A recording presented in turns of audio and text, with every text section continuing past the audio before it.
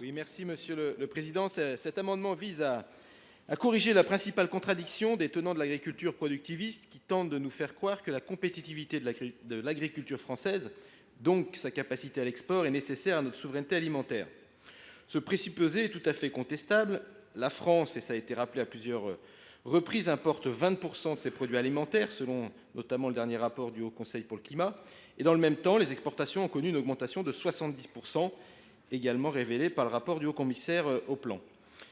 Vous connaissez les données comme moi, Daniel Salmon les a rappelées également hier avec détail, mais je pense que c'est bien d'y revenir. Nous importons 71% de nos fruits et 28% de nos légumes, mais si on met de côté les fruits tropicaux et les agrumes, nous produisons 82% de nos besoins en fruits tempérés, mais ne consommons que 63% de fruits tempérés produits en France. Nous exportons donc le quart de notre production de fruits tempérés pour importer 37% de nos fruits consommés. Même proportion pour les légumes frais, c'est évidemment aberrant. Pire encore, le blé dur, ça a été évoqué tout à l'heure. Nous produisons 150% de nos besoins, mais importons 75% de notre consommation. Vous pouvez rajouter le poulet, le beurre, les produits laitiers.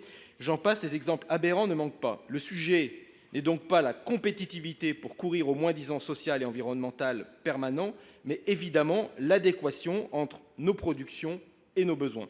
La souveraineté alimentaire, c'est basiquement produire en France ce que l'on consomme en France. Si des filières ne sont pas rentables, c'est à la puissance publique de les accompagner pour garantir notre souveraineté et pas aux marchés mondiaux d'imposer leurs règles.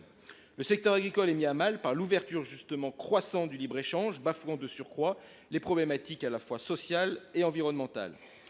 Une dernière précision sur la nécessité de corrélation entre la production nationale et les besoins alimentaires de la population ne fait pas de mal quand justement on voit comment la compétition économique mondiale affaiblit et appauvrit l'immense majorité des agriculteurs.